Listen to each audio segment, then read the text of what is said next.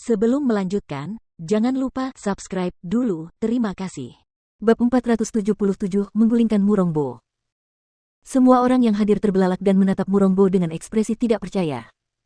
Tidak seorang pun menyangka bahwa penguasa yang hampir gila itu akan mengatakan sesuatu seperti ini.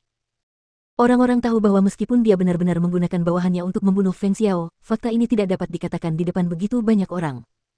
Tindakannya tidak hanya akan membuat orang-orang kehilangan hati tetapi juga membuat orang-orang sangat kecewa padanya. Benar saja, terjadi keributan besar saat para prajurit mendengar apa yang dikatakannya. Seluruh tempat kejadian menjadi kacau. Saat ini, Murongbo tampaknya tidak peduli. Ya, dia tidak peduli, karena sekarang orang-orang menjadi panik, tersulut oleh kata-kata Feng Jiu. Dia hanya punya penawar racun di benaknya, penawar racun, penawar racun. Selain penawar racun, dia ingin meluluhlantakkan kediaman Feng.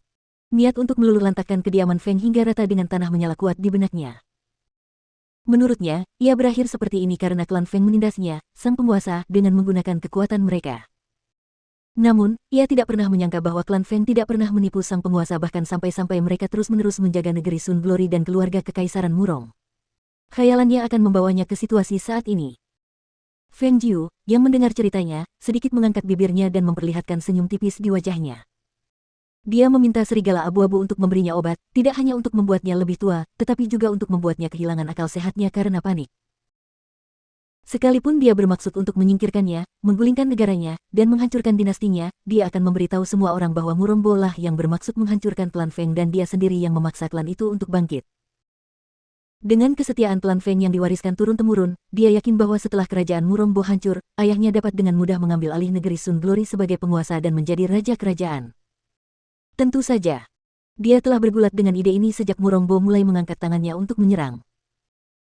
Awalnya, dia ingin mengajak ayah dan kakeknya ke negara lain, tetapi setelah merenungkan hal ini, fondasinya belum kokoh.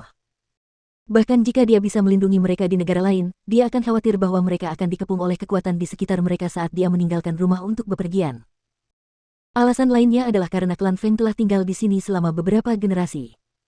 Meskipun negara Sun Glory adalah negara kecil untuk kelas 9, kakek dan ayahnya lahir dan dibesarkan di sini, dan ada rasa sayang yang mendalam di sini.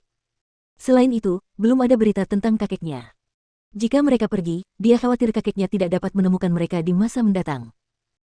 Akibatnya, ia berniat untuk mendorong ayahnya naik tahta. Ayahnya akan naik tahta dan menjadi penguasa generasi baru. Dengan begitu, ia tidak perlu meninggalkan negara bersamanya untuk menghadapi bahaya bersamanya. Ayahnya bisa menunggu kakek kembali ke sini.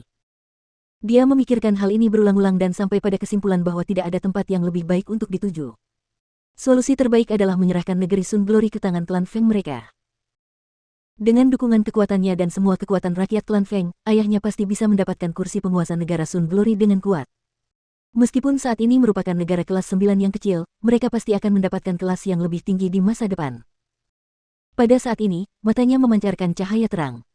Dengan suara dingin yang dipenuhi energi mistis, kata-katanya tersampaikan dengan jelas ke telinga orang-orang di bawah. Suaranya yang mengandung tekanan dan intimidasi, serta kata-kata yang diucapkannya memicu gelombang keterkejutan di pikiran dan kesadaran mereka.